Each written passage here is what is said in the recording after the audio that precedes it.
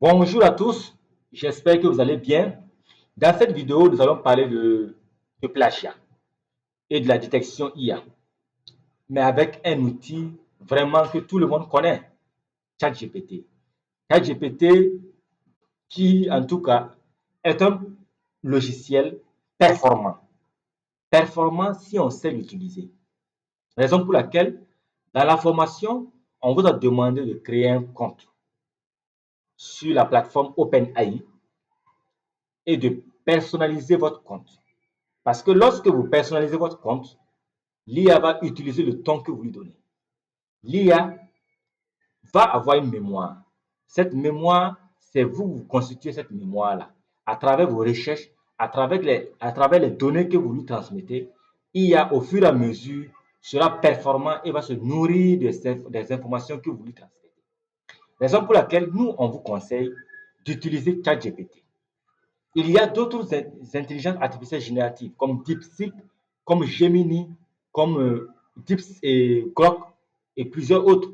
Mais avec l'expérience que nous avons eue de ChatGPT, nous le trouvons bien meilleur que les autres. Comment utiliser ChatGPT pour éviter le plagiat? C'est si simple que ça. Nous allons vous donner deux exemples, types de prompts, qui vont vous permettre de comprendre un peu la notion de plagiat. La notion d'éviter le plagiat ou d'éviter la détection IA. Le prompt, on l'a déjà dit, c'est une invite, c'est une manière d'agir, d'interagir avec ChatGPT ou une intelligence artificielle générative. Donc, voici un prompt que je vais donner tout à l'heure. Je vais demander à ChatGPT de rédige une dissertation de 1000 mots sur la révolution industrielle. Tout simplement. Ça, c'est un premier prompt. Et ce prompt, généralement, on appelle un prompt simple.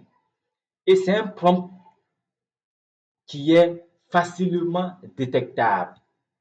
Lorsque l'intelligence artificielle va générer, bien sûr, sur la base de votre demande, de votre prompt, nous sommes convaincus à 100% que lorsque cet écrit, si vous le copiez comme ça, vous le copiez directement et vous partez le mettre sur un document, si cet écrit est soumis à un logiciel de détection, nous sommes convaincus que ça sera à 100% détecté comme rédigé par une intelligence artificielle.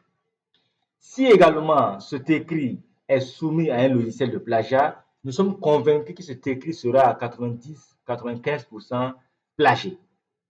Tout simplement parce que le prompt n'est pas spécifique, le prompt n'est pas clair, le prompt n'est pas. On va vous montrer les règles de génération de prompt. Toujours reformuler un contenu. Non, travaillez le prompt comme une commande à un assistant critique. Vous lui avez soumis un travail à faire, tout simplement, et il a fait tout à votre place. Non, on ne doit pas agir comme ça avec ChatGPT. On peut le faire pour une urgence, pour avoir juste une idée globale, mais pour un travail scientifique sérieux, c'est très dangereux. Si vous ne voulez pas refaire, vous ne voulez pas chaque fois reformuler pour éviter que votre travail soit épinglé de plagiat. Le deuxième point que je vais vous soumettre va vous permettre de comprendre comment il faut procéder. Je vais tout simplement dire, propose, propose-moi un plan détaillé, un plan détaillé, tout simplement, un plan détaillé sur cette dissertation. Je ne vais pas répéter le titre parce qu'il a déjà mémorisé. Cette raison pour laquelle c'est bien d'avoir un compte parce qu'il mémorise tout sur cette dissertation. Tout simplement. Propose-moi un plan détaillé sur cette dissertation. Et je lance. Voilà, il va proposer bien sûr un plan détaillé sur la dissertation. Donc, sur la base de ça, on est convaincu que le taux de plagiat sera minime. Parce que, pourquoi? Il va nous donner l'ossature de cette dissertation. L'introduction, il va nous dire ce qu'il faille faire à l'intérieur de cette partie. Il va nous donner des grands points, juste pour que nous puissions compléter avec nos propres mots. Quand on va descendre au niveau du développement, il donne le grand 1 avec des sous-points, ainsi de suite, ainsi de suite. Donc, jusqu'à la conclusion. Donc, c'est comme ça qu'on doit interagir avec ChatGPT pour éviter le plagiat, pour éviter le maximum de plagiat. Dites-lui tout simplement de vous donner des idées pour que vous puissiez compléter. Et vous allez voir, il va le faire. Raison pour laquelle on a dit tout simplement, utiliser l'IA. Voilà, une des règles, utiliser l'IA pour générer des idées, pas du texte brut à soumettre. Parce que le premier prompt que nous lui avons soumis permet de rédiger un texte brut. Et ça, c'est dangereux. C'est sûr qu'on va tomber dans le plagiat et la détection IA. Mais si vous lui demandez de juste générer des idées, comme on l'a fait, si on a demandé des plans, un plan détaillé, ce sont des idées, et quitte à ce que nous nous complétons avec nos connaissances, nous sommes convaincus que nous ferons moins de plagiat et de détection IA. Maintenant, si vous êtes confronté à des thématiques qui ne vous permettent pas d'élaborer un plan, mais vous voulez bien sûr une information sur un sujet donné, il y a une possibilité également de rédiger le prompt de telle sorte que vous puissiez éviter le plagiat. Tout simplement, je vais donner un prompt simple. Parle-moi de l'intelligence artificielle au Burkina Faso. Mais vous savez que votre prompt doit être clair. Le prompt doit être contextualisé. On a vu ça dans le cours, comment formuler un prompt. Parce qu'il faut avoir certaines informations de plus pour que le contenu soit pertinent. Ça dit que vous devez avoir un contexte, le contexte Burkina Faso, l'idée principale, l'intelligence artificielle, et ce que vous voulez réellement. Par exemple, parle-moi, c'est trop vague, mais on va aller sur cette base-là pour ne pas être trop long. Donc, parle-moi de l'intelligence artificielle. Et je vais lui dire, dans tes écrits, dans tes écrits, tout simplement, dans tes écrits, n'hallucine pas, n'hallucine pas, n'hallucine pas, point virgule, donne, donne les sources, donne les sources de ses écrits, de ses écrits, de ses écrits, point virgule, soit le plus pertinent, pertinent, point. Et à la fin, on peut dire tes écrits pour insister, quoi. Tes écrits, pour qu'ils sachent qu'ils ne doivent pas mentir, doivent être vérifiables, doivent être vérifiables, tout simplement, doivent être vérifiables. Et je lance. Vous allez voir, il va nous proposer, il nous propose deux réponses. Il dit de donner mon avis sur une nouvelle version de ChatGPT. C'est pas grave. Quelle réponse je préfère? Il va générer ces réponses-là. Voilà, je pense que c'est un peu là quand même, hein. Voilà, ça vient.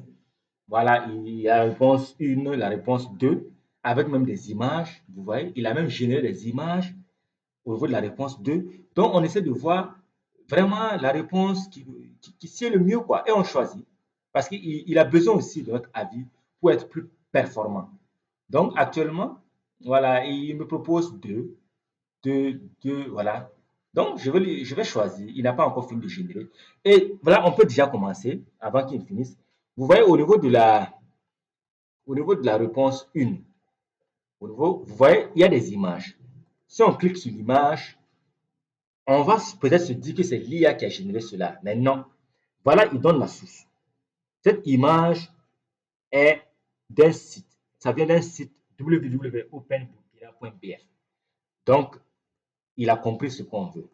Si on prend cette source, comment l'intelligence artificielle, c'est également un site Digital Magazine Burkina Faso qui est à l'origine, bien sûr, de cette image. Donc, il a compris notre prompt. Quand on descend dans le corps du texte, vous allez voir que ici, au niveau du petit 1, cette phrase-là, selon Jakari Jawouba, formateur quoi, il nous dit clairement que cette phrase-là vient de l'économiste de Faso. Vous voyez? L'économiste de Faso. Quand on clique, c'est pas toute la phrase, c'est la phrase, ça veut dire quand on dépose le curseur sur ça, C'est la phrase qui est automatiquement qui sort en jaune là, qui est inspirée, qui est une paraphrase de l'économiste de façon. Et cela nous évite le plagiat. Parce que s'il n'y avait pas ça et qu'on prenait cet article, on fourrait dans notre travail de recherche, notre logiciel allait dire que cette phrase-là, c'est du plagiat parce qu'il fallait qu'on donne la source. Ce n'est pas de nous, ça ne vient pas de nous. C'est clair. Quand on va au niveau de la proposition numéro un, voilà, il dit cette phrase, citadelle, qui est en jaune, citadelle a également contribué à l'appropriation, voilà quoi. Également, c'est du plagiat. Mais il a donné la source et ce n'est plus du plagiat. Dès qu'on donne la source, ce n'est plus du plagiat. Donc, c'est à nous vraiment, quand on va rédiger notre travail, qu'on puisse référencer cela pour dire que ça, cette phrase, ça vient pour qu'on puisse donner les références au niveau de la référence bibliographique, qu'on puisse mentionner voilà, ces articles-là. Donc, voilà un peu, vous voyez, voilà, sur toute la ligne, hein, voilà, tout ce qui est plagiat, il mentionne, voilà, tout ce qui est plagiat, il précise, voilà. Il a également ses propres dits, voilà, il précise, voilà, tout ça là même, tout ça, c'est inspiré d'une presse. Voilà, donc, lorsqu'il vous propose en tout cas deux formules comme ça, vous choisissez ce qui c'est le mieux. Vous pouvez dire que voilà, je veux la réponse 2. Je veux la réponse 2, tout simplement. Je veux la réponse 2. Et là, il va vraiment poser cette réponse 2. Et voilà, et vous serez content. Voilà, vous pourrez l'exploiter normalement. Normalement. Donc, voilà ce que on pouvait vous donner comme information par rapport au plagiat et par rapport à la détection IA. Il faut noter également que lorsque vous pouvez également demander à l'IA de générer, à travers votre prompt là, vous pouvez lui demander de générer un contenu avec ses propres mots, avec son propre raisonnement. Dans ce cas, il ne va pas s'inspirer des médias. Il ne va pas s'inspirer de Google. Il ne va pas s'inspirer des articles un peu partout. Il va juste s'inspirer des séquences de mots que lui, il a pu mémoriser dans sa base de données et il va faire un raisonnement algorithme. Ça, c'est vraiment l'informatique.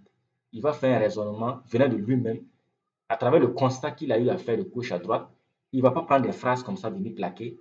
Il ne fera pas de plagiat, mais il va juste raisonner comme une machine. Maintenant, l'inconvénient, c'est que ce raisonnement-là est facilement détectable. Et qu'est-ce qu'il faille faire?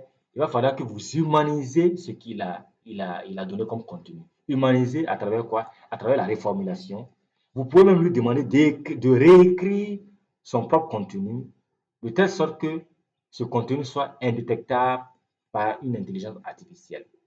Et vous allez voir, il va humaniser, il va utiliser des tons humains, des styles humains de rédaction, ou il va s'inspirer même de votre propre style. Si vous avez l'habitude de rédiger beaucoup avec lui, il va s'inspirer de votre propre style pour réécrire son contenu, le contenu qu'il avait déjà généré. Donc voilà comment cette intelligence se comporte. Voilà, et il nous a donné, en tout cas, vous voyez, il donne même un lien vérifiable, source vérifiable. À la fin, il donne source vérifiable que vous pouvez vérifier. Voilà. Donc, voilà comment on peut vraiment utiliser l'intelligence artificielle, notamment ChatGPT, pour éviter le plagiat, pour éviter la détection d'intelligence artificielle. J'espère que vous avez bien compris et n'hésitez pas à revisionner cette vidéo, voilà, à révisionner, à revoir la vidéo, à revoir la vidéo, à noter tous les points importants. Et pour finir, sachez que voilà, il y a des règles pour éviter le plagiat et la détection de l'IA. On va vous transmettre ça au niveau sous forme de PDF que vous pouvez télécharger. Donc, vraiment, on vous remercie pour votre attention.